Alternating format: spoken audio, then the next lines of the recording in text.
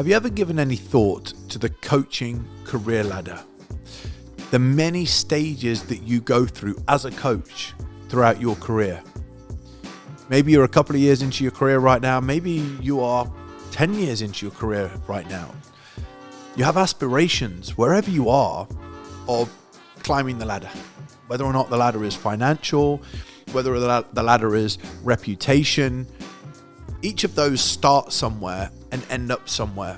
And to give you an understanding of what I mean, my career, I didn't start off teaching business or teaching the science and theory of coaching. I started off on the gym floor as a PT. And I had no idea what I was doing. I was just training anybody on the gym floor. Now, how did I go from training I wouldn't even give the name general population. It was just anybody. How did I go from coaching anyone to ending up with my body transformations in magazines, published in magazines such as Muscle and Fitness, being highly regarded all over the country for the work that I do to transform people's physiques for photo shoots and bodybuilding.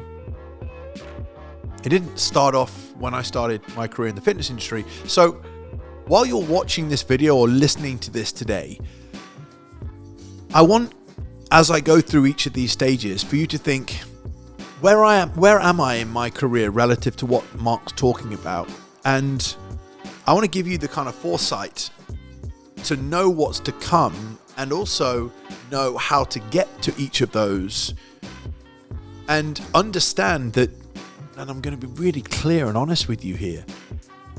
If you're passionate about learning, growing, challenging yourself, working with different people, working with better clients, and when I say better, I mean more consistent clients that are more compliant, clients that ultimately have a goal of, a transformation, for example, clients that have the goal of being a top athlete, whatever it may be. How you operate every single day dictates whether you'll end up there. Doesn't matter what tactics or strategies, it's how you operate. But it all starts with your vision. And it's having a growth mind to be able to grow and progress and move through these different stages of the career ladder or the coaching ladder. So I wanted to talk to you about kind of what I've done, what are the journeys that what are the stepping stones that I took to get to where I got to. And as I'm going through these, you'll look at each individual bit and go, I think that's exactly what I need to do. Because the coaching career ladder for me has enabled me to be inspired, committed, studious, and have impeccably high standards, which have played the biggest part in me being able to move through my coaching career ladder. So let's go to the point where it all started. Personal trainer on the gym floor, like so many of you. And to be honest, if you're an online coach, it'll be just qualifying or just making the choice to do online coaching. Your knowledge, your experience, your skill set, and your ability to produce results determine who you're going to be able to coach, because you're not going to be able to coach a highly skilled, highly knowledgeable, highly experienced athlete, physique, client, whatever it may be, if you haven't got that level of depth of experience, knowledge, skill set, and results. So inevitably, you're going to start off at the beginning. You're going to be in a gym or you're going to be online and you're looking to work with anybody. And so my coaching career journey really started working with anybody, just people that were training in the gym, people not necessarily that were highly experienced, skilled, knowledgeable. They were just people that needed a little bit of help. And that's generally where you start. Now, online, I have another video where I talk about getting very, very, very clear about your offer and marketing to your offer. It's understandable when you're not very confident, not very knowledgeable, not very experienced, and not got the ability to produce results, that you can't really be that choosy with who you work with. And generally, because you haven't got the knowledge, skill, expertise, and results, you're going to be marketing your business very much to general population people. When you're a personal trainer just starting out, you're going to be marketing your business to general population people. People that are just in the gym or want to go to the gym to just lose some weight and understand how to put together a basic training program. Now, here's the interesting thing. There are many coaches that I come across who are 10 years into their coaching career that are still working with the same type of person. There's no coaching career ladder. They're still working with the same type of people. Now, if you're working with the same type of people and you're inspired, you're reliable, you're focused, you're committed, you're passionate, you feel amazing, that's great. But after a long period of time of working with the same people not sticking to the plan, the same people not turning up to their sessions or not checking in online, that becomes very unfulfilling. And then you start to go, what's wrong with my coaching career? What's wrong with what I'm doing right now? What's wrong is that you're not learning, you're not growing, you're not applying what you're learning, and you're not getting rewarded for it. And as a result of not doing anything, sometimes you fall backwards and think, well, the industry's just screwing me over because I'm not where I want to be. Or you stop and you think, well, there's some things I've got to do. And I want to help you right now and say that it's your education. Always is your education. You don't know enough. And when you don't know enough, you don't challenge your clients enough. And when you don't challenge your clients enough, they don't progress enough. And when they don't progress enough, they don't get results. People want to work with coaches that are producing results. Now, people might work in the gym with you and give you a shot, not knowing that you get results. That generally it's what we do in the early days, what happens in the early days.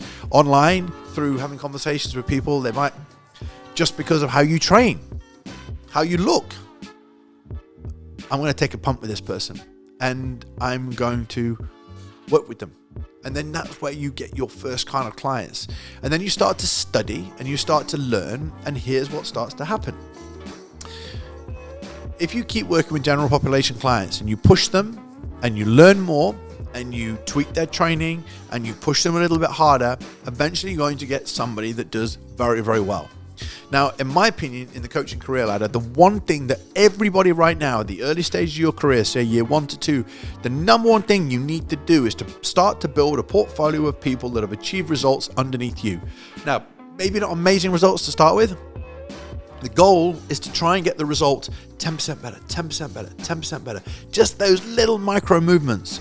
And when I started to notice somebody's shoulders started to look different, or you could start to see the outlines of some abs, or they got incredibly fit, or they started to sleep incredibly well.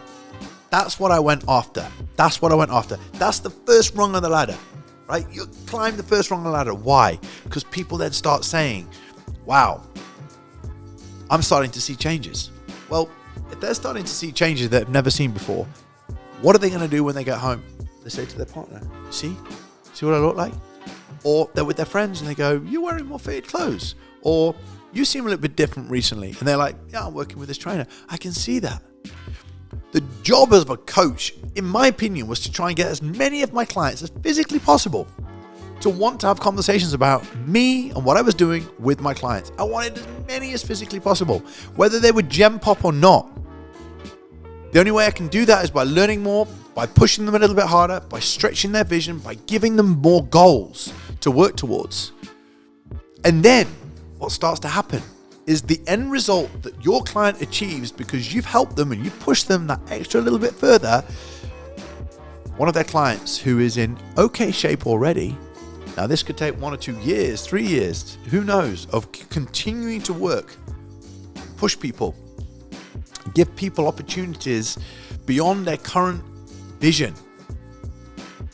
Their friend reaches out to you and says, I want to get ready for a summer holiday. And you're like, okay, cool.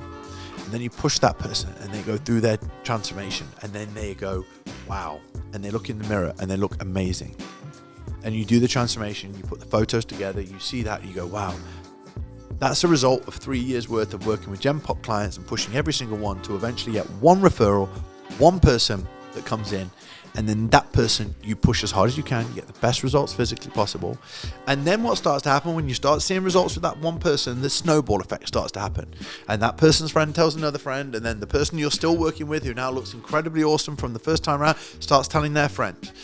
And before long, what happens in this rung of the ladder is the contact that you have with people that are interested in your services are contacting you because of the work that you've done with other people.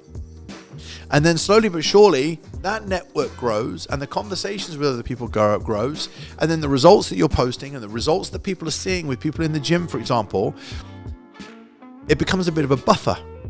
And this happened to me. It becomes a buffer for people that don't want to work like that. And so they leave you alone. And then your content and your language and the way you're training people in the gym, if I see you do 5 sessions a day PT and 3 of them are you really pushing people, the people watching you are going to go, yeah, I don't know whether I'm going to work with that person. But the people that are inspired by results, they go, wow, I'm all in. It's the same online. When you're continuously posting mediocre results, you will continually attract people that are prepared to put mediocre effort in. When you start to put higher level results and push yourself a little bit harder and go from being a Gen Pop client, coaching a Gen Pop coach, to somebody who specializes in more fat loss and body composition. And then as you start to push people a little bit harder and the ability for you to get results, people's shoulders look a bit different, women's backs, glutes, whatever, you start to push people that little bit further. Now this can go hand in hand with somebody that's coming to you for a fitness goal. You can go hand in hand for a muscle goal. The objective for you is to push people to a point where they become your calling card, where other people hear, where you receive a referral. And then as a result of that, the quality of the client actually starts to grow. Now, this can take 3, 5, 7, 10 years, but we're in this to build our reputation. We're in this to build our business, build this our brand. And as a result of that, you then start to attract better clients. And then you start working with more body transformation clients. And then when you start to work with more body transformation clients, somebody comes to see you and they've got a pretty sick physique already. And they go, I want to do an amazing photo shoot. To the point where they end up looking pretty much like a full-on bodybuilder.